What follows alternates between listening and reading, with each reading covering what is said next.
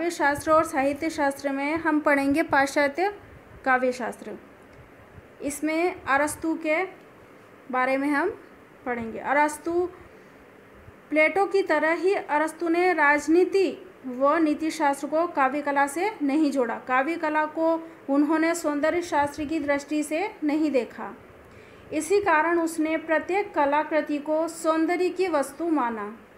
अरस्तु व प्लेटो का अनुकरण के संबंध में जो मतभेद है इसी बिंदु पर उभर कर आता है। बूचर के अनुसार अरस्तु ने अपने युग में प्रचलित कला अनुकरण है इसी सूत्र को स्वीकार किया, पर उसकी नवीन व्याख्या की।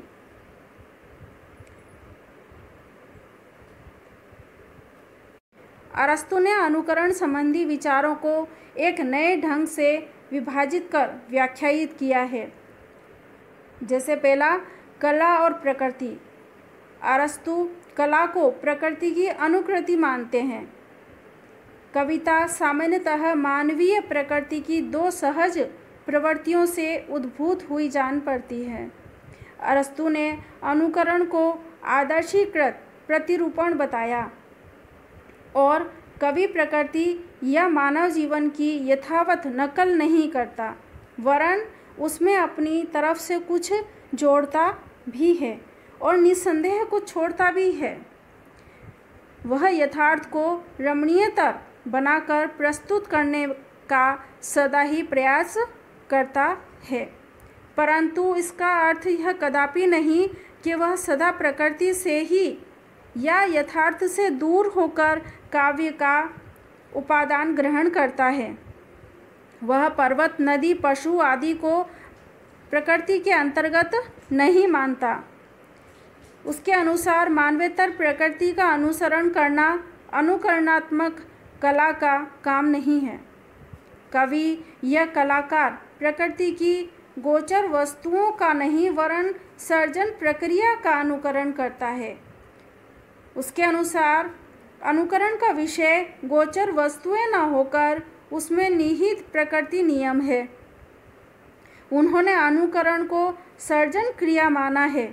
यदि कविता प्रकृति का केवल दर्पण होती तो वह उसमें अधिक नहीं दे सकती थी जो प्रकृति देती है।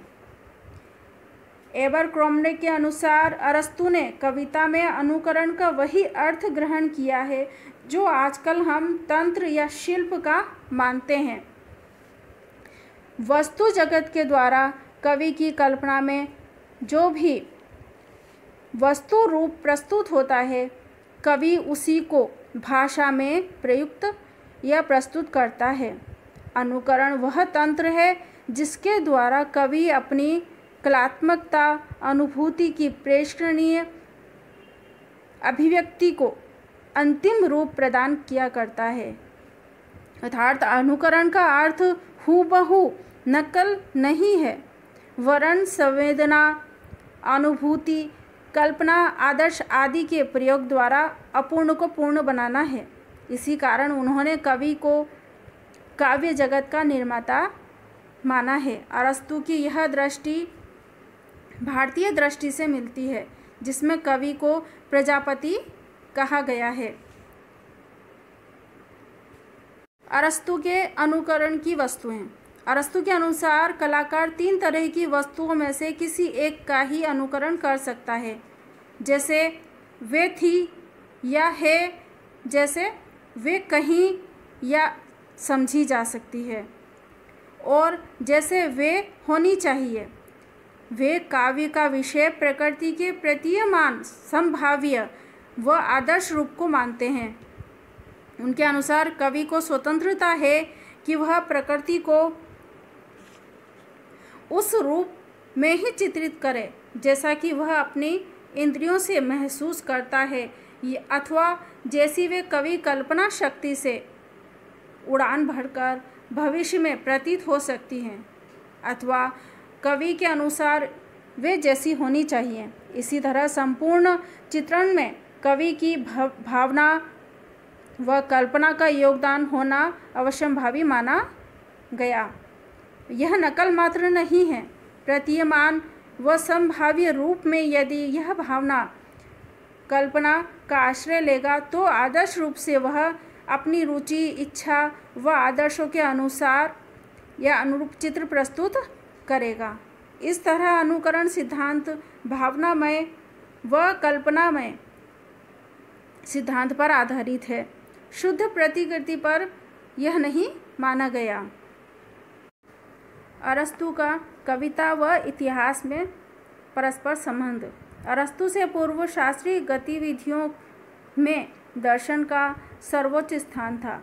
इसके बाद इतिहास, राजनीति शास्त्र इत्यादि का स्थान हुआ।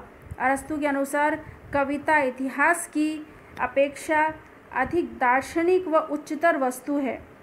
कवि व इतिहासकाल में मुख्य अंतर यही है कि कवि उसका वर्णन करता है जो घटित हो सकता है और इतिहासकार उसका वर्णन करता है जो घटित हो चुका है। काव्य सामान्य की अभिव्यक्ति है और इतिहास विशेष की अभिव्यक्ति करता है। उनके इस कथन में इतिहास के सत्य को मूर्त और अव्यापक बताया गया है और काव्य के सत्य को अमूर्त और व्यापक बताया गया है। मूर्त वस्तुपरक होता है और अमूर्त का चित्रण कल्पना, अनुभूति व विचार पर आश्रित होता है। यदि इतिहास आगत की आख्याता है तो काव्य अनागत की व्याख्याता है।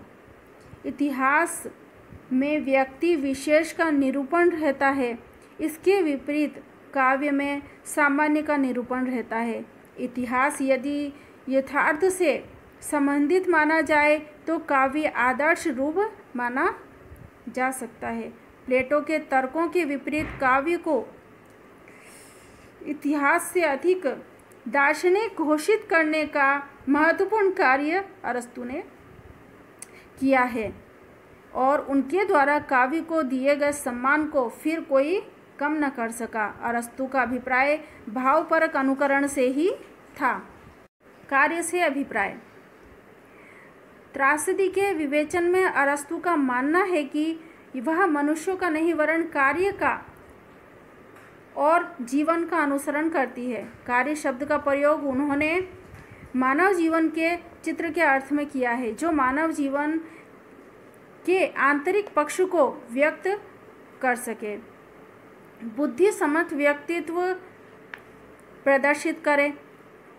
वह कार्य शब्द के अंतर्गत ही माना जा सकता है, अर्थात कार्य का अर्थ मानव कर्म मात्र नहीं वरन उसके विचार, भाव, चरित्र आदि भी उसके अंतर्गत माने जा सकते हैं। कर्म के लिए उत्तरदायी कारकों को इस श्रेणी में रखा जा सकता है। अनुकरण का अर्थ नकल न होकर के पुनर्प्रस्तुतिकरण भी माना जा सकता है।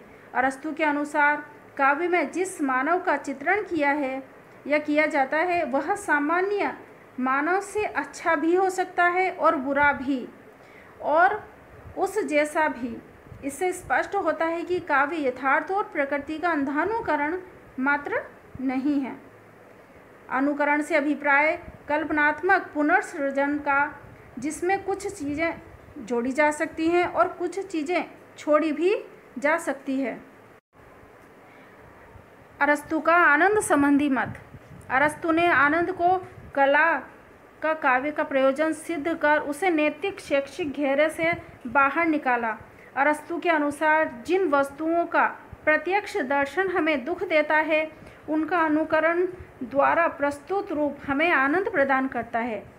जैसे डरावने जानवर को देखने में हमें भय व दुख होता है किंतु उसका अनुकरण या अनुकृत रूप हमें आनंद भी प्रदान कर सकता है। अरस्तु मानते हैं यदि समाज के लिए नैतिक उच्चयन आवश्यक है तो आनंद की प्राप्ति भी कम आवश्यक नहीं आकी जा सकती। अरस्तु के अनुसार अनुकरण द्वारा वास्तविक जीवन में दुख व भय की अनुभूति प्रदान करने वाली वस्तु को यदि इसी प्रकार प्रस्तुत किया जाता है तो उसमें केवल आनंद की अनुभूति होती है, भय व दुख का निराकरण हो जाता है। यह अनुकरण यथार्थ वस्तुपरक अंकन न होकर भावनात्मक और कल्पनात्मक होता है। अरस्तु के अनुसार अनुकृत वस्तु से प्राप्त आनंद कम सार्वभौमिक नहीं होता। वे मानते हैं कि सहृदय को आनंद तभी मिलता है जब कवि के हृदय में आनंद भाव की अनुभूति हो। अर्थात अनुकरण में वस्तु का यथार्थ अंकन ही आवश्यक नहीं है, वरन आत्म तत्व का प्रकाशन व आत्माभिव्यंजन भी आवश्यक है।